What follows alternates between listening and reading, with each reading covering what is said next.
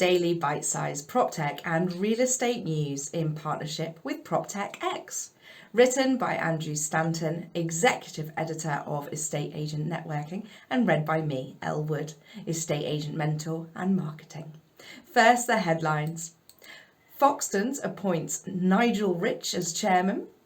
Is UK PropTech lost in translation? Gove as housing secretary, what can it mean? Our first story, Foxtons appoints Nigel Rich as chairman. It would appear that shareholders do hold sway after all.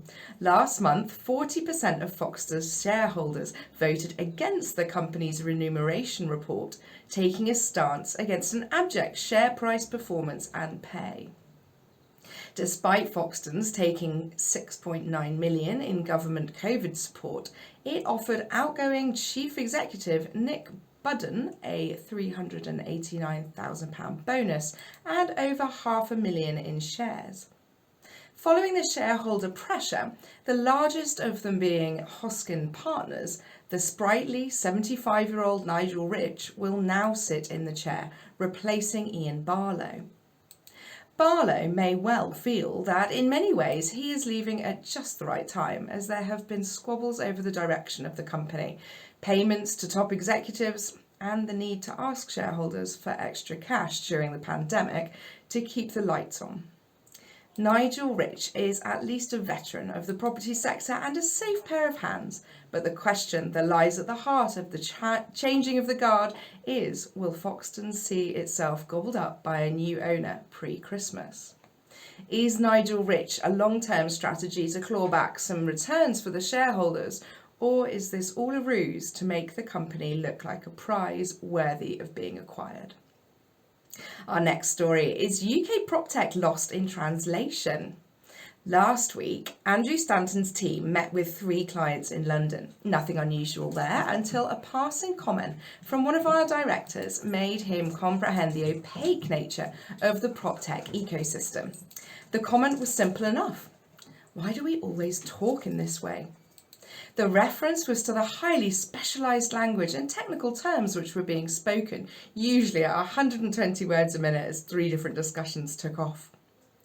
After the usual introductions and a nod to the waiter for drinks, the next 30 minutes became a hectic interchange of ideas, strategies, reference points and micro and macro thinking, much of which, to anyone else in the pre-bricked restaurant in the city, would have sounded like an impenetrable volume of words that made very little sense. Andrew writes that he has spent a number of years trying to simplify the language of property technology, acting as a bridge between the CTOs, founders and their teams, and the mere mortals who will one day be on the receiving end of the highly technical products and services they are working on. But now, given that the pandemic has given a free pass to the speedy adoption of the digital transformation of real estate, it would be a suitable time to speak a common language, one that allows all stakeholders to fully understand what can be accomplished. Andrew writes he doesn't think it is a conscious play by PropTech founders and their teams to exclude the extrovert personalities of non-techie folk in the different real estate verticals, but he does think an awful lot more business would get done if the 2 camps, the inventors and the people who use the inventions, invented an inclusive common language.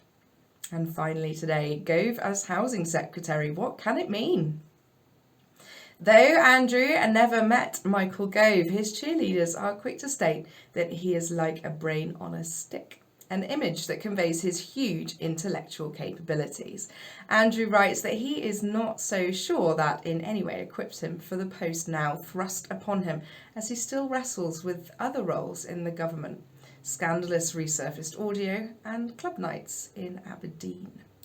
On close inspection, he does seem to have some of the familiar traits of his predecessor, Robert Jenrick, who was compromised by the Richard Desmond debacle, among other things. As reported in The Times recently, Gove received £100,000 from a British-German property developer just 3 weeks before his appointment. A spokesperson from the Housing Ministry was quick to go on record saying that all donations to Gove have been declared. you cannot help but think that a Secretary for Housing should be above reproach and have no financial ties to bodies that might mire his office. But brushing this unfortunate truth aside, let us look at the biggest thing on Gove's immediate agenda: the 300,000 new homes. Lest we forget the EU battle bus promise of 350 million going to the NHS each week if Brexit got done, which obviously failed to materialise.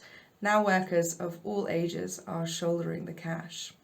Having a big brain is one thing. Delivering and executing on promises, as we often find out, is something completely different. If you have a view, please let us all know by emailing Andrew at editor@estateagentnetworking.co.uk. Andrew Stanton, Executive Editor, Moving Property and PropTech Forward.